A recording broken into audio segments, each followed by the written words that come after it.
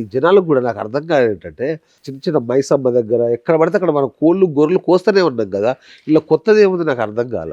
నేను అదే అంటే వేణుస్వామిని తిట్టాలి అంటే దీన్ని పెద్ద లెవెల్లో చేసి చూపించాలి. ఓకే, నేను ఏమంటున్నా అంటే నువ్వు పెద్ద లెవెల్లో చూపిస్తున్నావు కరెక్టే, ఒకసారి పోయి చూసుకొని వచ్చి చూపి.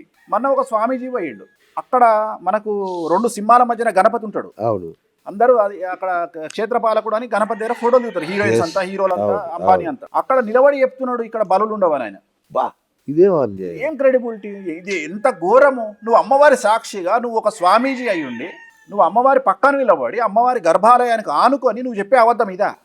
బలులు ఉండవని చెప్తావా? మాంసము నాకు ఎక్కడ కనిపించలేదని చెప్తావా? ఇక ఒక మన జ్యోతిష్కుడు ఉన్నాడు మన దగ్గర, ఒక జ్యోతిష్కుడు ఉన్నాడు. ఆ జ్యోతిష్కుడు అక్కడ పూజలు, దశమహావిద్యల పూజలు చేస్తాడు, అమెరికా నుండి కాంటాక్ట్లు తీసుకుంటాడు, బలులు ఇస్తాడు, అన్ని చేస్తాడు. మళ్ళీ టీవీలోకి వచ్చి ఏం చెప్తాడు, నా గురించి డిస్కషన్ రాగానే వేణుస్వామి ఇట్లా అంటారు కదండి అంటే అక్కడ ఉండవండి అంటారు. మళ్ళీ ఆయన వీడియోలే నాకు పంపిస్తారు, క్లయింట్లు పంపించి స్వామీజీ ఈయన మాకు వేయించాడు దశమహావిద్యలు అని. నేను ఏంటంటే వాళ్ళు నెగిటివ్గా మాట్లాడినట్టు నేను మాట్లాడలా. ఓకే, అంటే నేను వదిలేస్తున్నా. నేను ఏమనుకుంటున్నా అంటే నేను ఎక్స్ప్లెయిన్ చేయడము, ఆన్సర్లు ఇవ్వడము, వాడెవడో వచ్చి టీవీలో మాట్లాడంగానే వానికి నేను మళ్ళీ కౌంటర్ వదిలేసుకున్నా. ఎందుకంటే నేను ఒకటే నమ్మిన, మీరు చూపించి మీకున్న క్రెడిబిలిటీని కోల్పోతారు, నా క్రెడిబిలిటీని పెంచుతారు. నేను ఎప్పుడైతే తప్పు చేస్తానో నాకు భయం ఉంటుంది, సిగ్గు శరం ఉంటుంది, నేను భయపడతా. ఎందుకంటే నేను తప్పు చేస్తున్నా కాబట్టి రేపన్నా వీళ్ళు కామాకేకపోతే దొరుకుతానేమో అనే భయం ఉంటుంది కదా. సో నాకు ఎప్పుడైతే నేను నిజాయితీగా ఉన్నానో, ఇవాళ కాకుండా 6 నెలల తర్వాత ఇక్కడ నుండి పోయిన జనాలకు అర్థమైపోతుంది.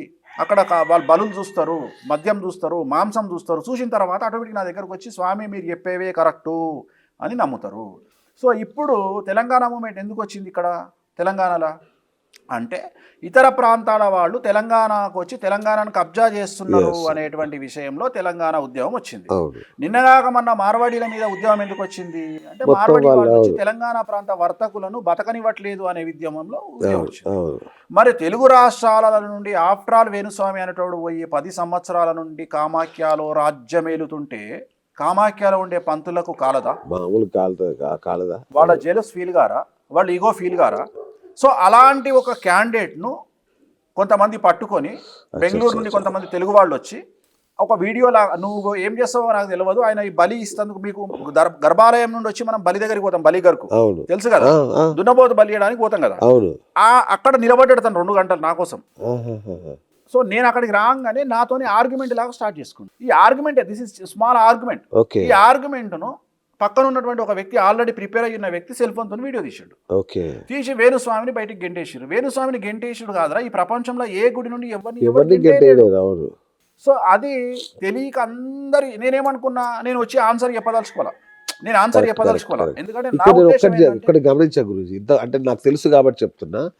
ఇంతకు ముందు కామాఖ్య టెంపుల్ నుంచి చాలా మంది అయ్యగారులు హైదరాబాద్ వచ్చి పూజలు చేసేవాళ్ళు. అవును, అయ్యగారులే వచ్చి చేసేవాళ్ళు. అవును, కానీ మీ రాకతో అది ఆగిపోయి ఉంటుంది.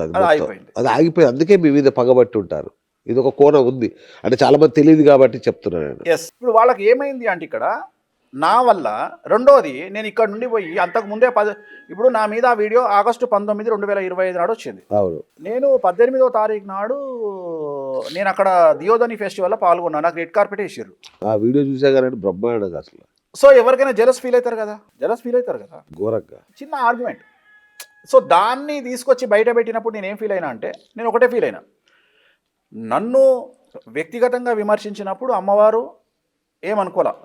ఎప్పుడైతే సెల్ ఫోన్ తీసుకొని అమ్మవారి ఆలయంలోకి ప్రవేశించిండ్రో నన్ను టార్గెట్ చేయడానికి, అప్పుడు వాళ్ళ డౌన్ఫాల్ స్టార్ట్ అయింది. ఎవరైతే టార్గెట్ చేద్దామని ప్రయత్నం చేసిరో వాళ్ళ డౌన్ఫాల్ స్టార్ట్ అయింది. కరెక్ట్గా 19వ తారీఖు నాడు వీడియో రిలీజ్ అయితే 25వ తారీఖు నాడు వాళ్లకు అంకురార్పణ జరిగింది.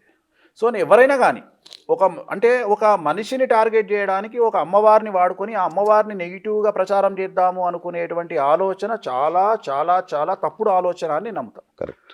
నువ్వు ఏ దేవుడి మీద కోపం ఉంటే ఆ వ్యక్తిని కొట్టు, సంపు, నరకు, కానీ నువ్వు దేవతల జోలికి, దేవుళ్ళ జోలికి పోవద్దు. కరెక్ట్, నేను అనే పాయింట్. రెండవది,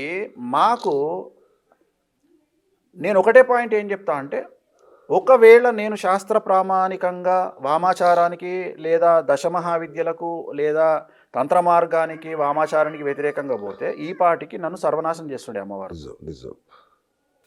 ఎందుకంటే ఉగ్రదేవతలు ఎక్కువ టైం తీసుకోరు, సంవత్సరంలో కథం పడతారు. నేను చూసా కూడా ఒక సంఘటన. నాకు అపోజిట్ ఎవరన్నా వస్తే వాళ్ళను చూసుకోవాల్సిన బాధ్యత కూడా అమ్మవార్ల మీదనే ఉంటుంది. ఓకే. ఎందుకంటే మమ్మల్ని కాపాడుకోవాల్సిన బాధ్యత అమ్మవార్లకు ఉంటుంది. అందుకనే ఏమంటారు, మీరు తంత్ర మార్గంలో వెళ్తే జాగ్రత్త అంటారు. అవును. అందుకనే వామాచారం దక్ష మీరు వెళ్తే జాగ్రత్త అంటారు. అవును. సో మా జోలికి వస్తే మేము ఏం చెయ్యము, ఎందుకంటే మేము వ్యక్తిగతంగా పూజలు చేసుకునే రైట్స్ మాకు లేవు. ఓకే. మేము మా దగ్గరకు వచ్చిన శ్రేయోభిలాషుల కోసము, మా దగ్గరకు వచ్చిన క్లయింట్ల కోసం చేయగలుగుతాం, కానీ మా కోసం చేసుకునేటువంటి శక్తి ఉండదు. ఓకే. ఓకే. ఇప్పుడు ఒక మెజిషియన్ ఒక 100 రూపాయల నోటును 1000 రూపాయలుగా మారుస్తాడు. అదే మార్చగలిగిన శక్తి జనాల్ని ఎంటర్టైన్ చేయడానికి ఉంటుంది. అంతే. అదే కానీ ఆడు అట్లా చేసుకోదలుచుకుంటే 100 రూపాయల నోటు తెచ్చుకొని ఇంకా 1000 రూపాయలు చేసుకుంటాడు, అయిపోతాడు కదా. అట్లనే మేము తంత్ర మార్గం ద్వారా మా దగ్గరకు వచ్చినటువంటి క్లయింట్లకు డబ్బును, వశీకరణాన్ని, రాజయోగాన్ని, రాజకీయాన్ని, సినిమా ఇండస్ట్రీని, న్యాయ వివాద పరిష్కారాన్ని అందించగలుగుతాం. కానీ మాకు కోపం వచ్చింది కదా అని వాడు నాశనం కావాలని పూజలు చేసుడు, మా కోపం వచ్చింది కదా అని వీడు నాశనం అయ్యే పూజలు మేము చెయ్యకూడదు. అవి నిషేధము, అవి నిషిద్ధము. సో మా జోలికి ఎవరైనా వస్తే వాళ్ళ సంగతి చూసుకునేది అమ్మవార్లు, మాకు సంబంధం లేదు. అమ్మవార్లే డిసైడ్ చేస్తారు. మా వెనకాతల మమ్మల్ని కాపాడుకునే బాధ్యత మా అమ్మవారికి వదిలేస్తాం. అందుకనే మేము ఏ పూజలు చేసినా అందుకనే రఫ్ అండ్ టఫ్ ఉంటారు. ఇంచుమించు అఘోరాలు కానీ, కామాఖ్యలో ఉండే పాండాలు కానీ వాళ్ళు ఏం పట్టించుకోరు. మీకు వాళ్ళ పని వాళ్ళు చేసుకుంటూ వెళ్ళిపోతారు. అట్లనే నా పని నేను చేసుకుంటూ వెళ్ళిపోతున్నా.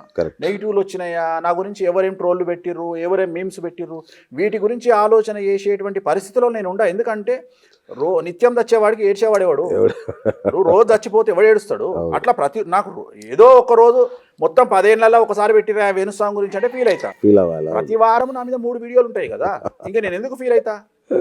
సో నేను అనేది ఏంటంటే ఇవి కామన్. సో అందుకని ఇంకోటి తంత్ర మార్గంలో మీరు అన్నారు, తంత్ర మార్గంలోకి వచ్చిన తర్వాత ఉగ్రదేవతల యొక్క ఆవాహన, ఉగ్రదేవతల యొక్క పూజించడము, దానివల్ల మనం కోరుకునేది ఎప్పుడు మనకు ఎక్కువ దొరుకుతుంది.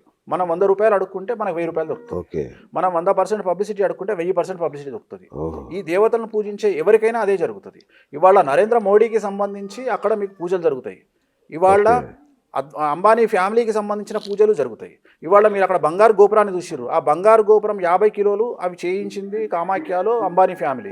సో వాళ్ళు ప్రతి సంవత్సరము 10 సార్లు దేవాలయానికి వచ్చి పూజలు చేసుకొని, మొన్న 100 మేకలను బలిచ్చిండు, కొన్ని పావురాలను 1000 పావురాలను వదిలిపెట్టిండు అంబానీ కొడుకు. సో ఇవన్నీ సహజంగా జరిగేటువంటిది. యోగి ఆదిత్యనాథ్, మమతా బెనర్జీ దేవుళ్ళని నమ్మనటువంటి మమతా బెనర్జీ కామాఖ్యకి వచ్చి దర్శనం చేసుకొని పూజలు చేయించుకొని పోతుంది. సో ఇది ఏంది అంటే ఇది నార్త్ ఇండియా స్టైల్ను మనం ఫస్ట్ టైం సౌత్ ఇండియాలో దీన్ని మనం తెలియజేయడానికి ప్రయత్నం చేస్తున్నాం. తప్పేం లేదు. నువ్వెవరయ్యా అంటే మరి వాళ్ళ అరుణాచలాన్ని తీసుకొచ్చి మన చాగంటి గారు ప్రచారం చేసిన తర్వాత పొలవమంటే వెళ్తలేరా? అట్లనే కామాఖ్య గుడి వాళ్ళు వెళ్తున్నారు. దానికి 100% నేనే కారణము. సో ఇవన్నీ సహజము. బట్ ఏంటంటే ఉగ్రదేవతలను పూజించినప్పుడు వైబ్రేషన్ చాలా ఎక్కువగా ఉంటాయి. సో వాటిని తట్టుకునే శక్తి మనకు ఉండాలి. అంటే మానసికంగా మనం స్ట్రాంగ్ ఉండాలి, శారీరకంగా మనం స్ట్రాంగ్ ఉండాలి, ఏదొచ్చినా ఎదుర్కొనే శక్తి మనకు ఉండాలి. ఎందుకంటే మనం ఎక్స్పెక్ట్ చేసినాము మన నెత్తిలో 10 కిలోల బిందె పెడతాము అని మనం ఎక్స్పెక్ట్ చేసినప్పుడు అనుకోకుండా మీరు 50 కిలోల బిందె పెట్టినప్పుడు బాడీ వైబ్రేట్ అవుతుంది. సో ఆ వైబ్రేషన్ను తట్టుకునే శక్తి మీకు ఉండాలి. అది